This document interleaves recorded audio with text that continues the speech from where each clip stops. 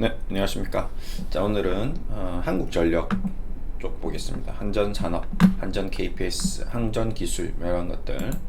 이 보는 이유는 첫 번째, 한국전력이 3분기 실적이 2.6조 정도 흑자가 나올 것 같다라는 전망이 나오고 있습니다. 3년간 최대 실적이 나오고 있고요.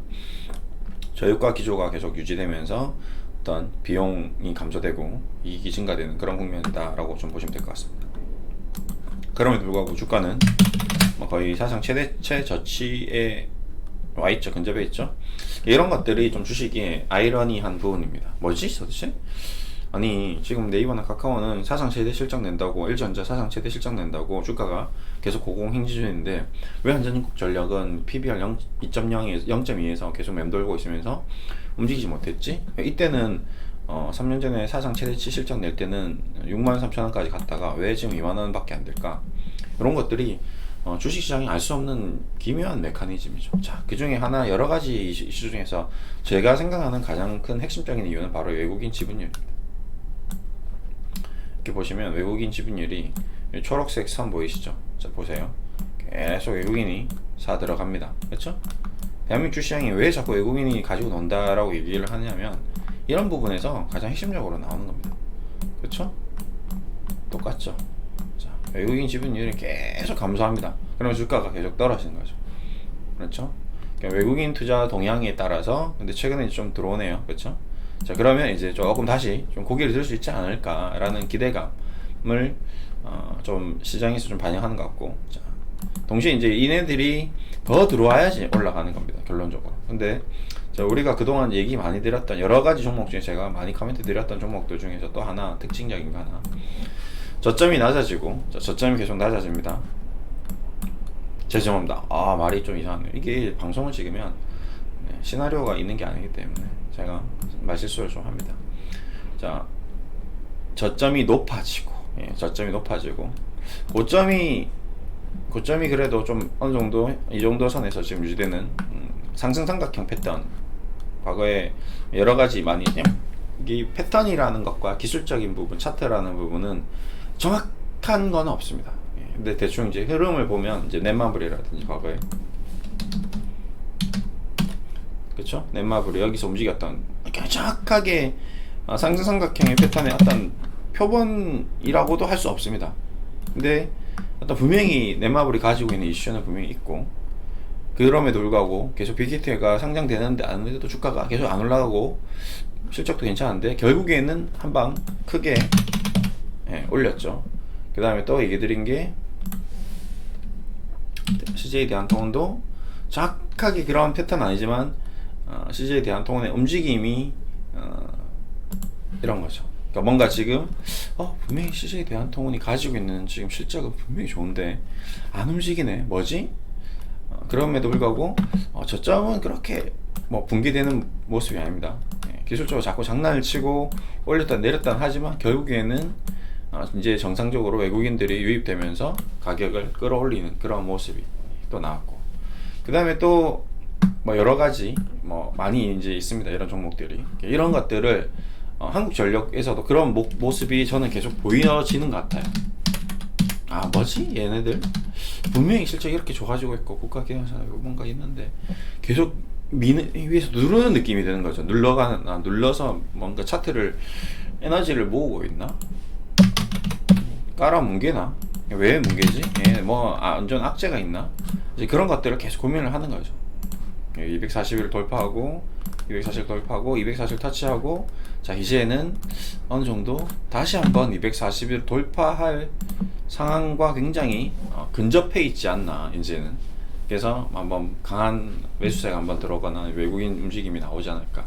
한국전력이 움직인다 그러면 연동해서 동생들, 자녀들, 아이들 움직일 수 있겠죠. 한전 KPS, 한국전력이 돈을 많이 벌면 한전 KPS도 따라서 돈을 벌지 않을까? 그렇죠? 기본적으로 한전 KPS는 원래 잘 버네. 기본적으로 너무 잘 벌고 있었네. 그럼 앞으로 한국전력이 더 살아나면 한전 KPS는 자연스럽게 주가 움직임에 연동이 될 수 있겠구나 라는 투자 아이디어를 또 얻을 수 있고, 한전 KPS가 움직이면 또 한전 KPS는 시가총액 1조 2천억인데 한전산업도 같이 움직여줄 수 있겠다. 한전산업도 최근에 얘기 좀 많이 드렸었죠. 요거는 지금 기술적으로 움직임이 또 좋습니다. 한전산업은. 그쵸? 정부 정책도 좀 끼인 것 같고, 그린 뉴딜 정책이 끼어 있는 것 같고, 뭐 스마트 에너지 관련돼서 가볍죠, 시가총액이. 그다음에 플러스, 자, 이러면 지금 대한민국에서 이제 또 지금 말이 나오는 것 중에서 미국도 정권이 바뀌네, 한국도 좀 정권이 이제 바뀌나? 아니면 뭐 정책이 좀 바뀔 수 있나? 아니면 뭐 한전 기술이 가지고 있는 원자력 에너지 기술이 뭐 또 그거밖에 없나? 딴 건 없나? 다른 그린 뉴딜 에너지는 없나? 이제 보는 거죠. 들여다 보는 거죠. 한전 기술은 순수하게 원자력 기술밖에 없는 건가? 이제 보는 거죠. 그러면 한국전력기술이 원자력도 있지만 화력도 있고 EPCM도 있고 신재생에너지도 있고 환경, 송유산 다양한 기술을 가지고 있네. 원자력만 있는 게 아니네. 그리고 또 원자력이 내국 국내는 지금 어떤 뭐라고 해야 되죠? 이제 신규 공사가 중단되었지만 해외 수주가 나올 수도 있거든요.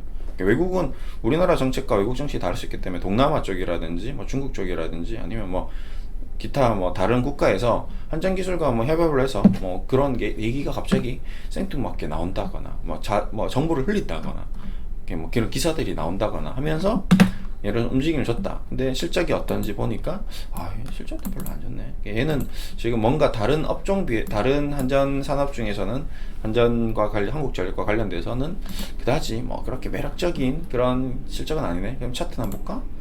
차트는 근데 움직였네. 왜 움직였지 이게? 왜 거래가 이때 터졌을까? 이제 이런 것들을 고민해 보는 거죠. 그럼 또 세력들이 가지고 장난을 치나? 예. 오, 주가가 이렇게 많이. MB 시절의 종목이죠, 종목은.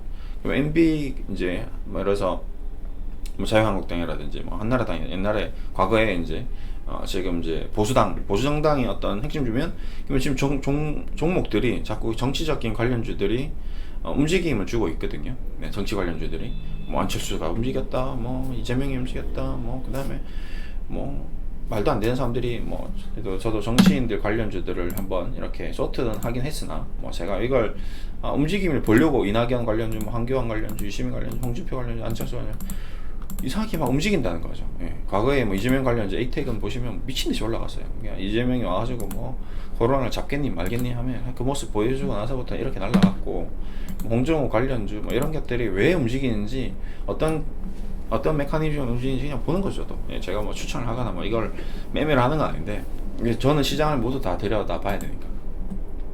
예. 그런 의미에서 지금 일단 우선 가장 오늘 또 여러 가지 종목들 중에서도 관심 있게 봐야 될 종목이 저는 한국전력. 그다음에 이제 한전 KPS는 이제 낙폭, 한국전력이 움직여주면 한전 KPS 뒤로 쫙 따라올 수 있고, 한전산업이 요즘에 깔딱깔딱했단 말이죠. 한전산업, 한전기술 이 네 종목을 한번 좀 관심 있게 좀 볼 필요가 있지 않을까 해서 여러분들께 한번 코멘트를 드렸습니다. 뭐 이런 종목들을 매매하는 데 있어서 늘 말씀드리지만 절대 몰빵 투자하시면 안 되고 신용미수, 스탁론, 대출 쓰시면 안 되고 그냥 본인이 투자할 수 있는 가장 기본적인 투자 자금을 토대로 여러 가지 나눠서, 그러니까 또 똑같죠. 한전기술, 한국전력에 몰빵을 하느냐, 네, 한국전력 몰빵하냐, 한전 KPS에 몰빵하냐, 아니면 한전산업에 몰빵, 이런 걸 고민하지 마시고 네 개를 내가 예를 들어서 투자금이 한 1억 정도 있다 그러면 500, 500씩 네 종목을 사는 게 낫겠죠. 한 종목이 2,000 때려붙고 2,000을 사가지고 네 종목을 사는 게 아니라 500 사보는 거죠. 그러니까 공부도 되는 거죠. 한국전력 샀고 한국전력 5% 올라가고 한전 KPS는 7% 올라가고 한전산업은 3% 올라가고 한전기술은 안 올라가네. 왜 그럴까? 이런 걸 고민해 볼 수 있는 거죠. 아니면 나는 한국전력이 오늘 실적 발표를 하면서 10%가 올라갈 것 같았는데 한국전력은 1% 올라가고 한전산업은 2% 올라가고 한전산업은 3% 올라가고 한전 KPS는 4% 올라가고 한전기술이 10% 올라가네. 왜? 도대체 왜 적자인데?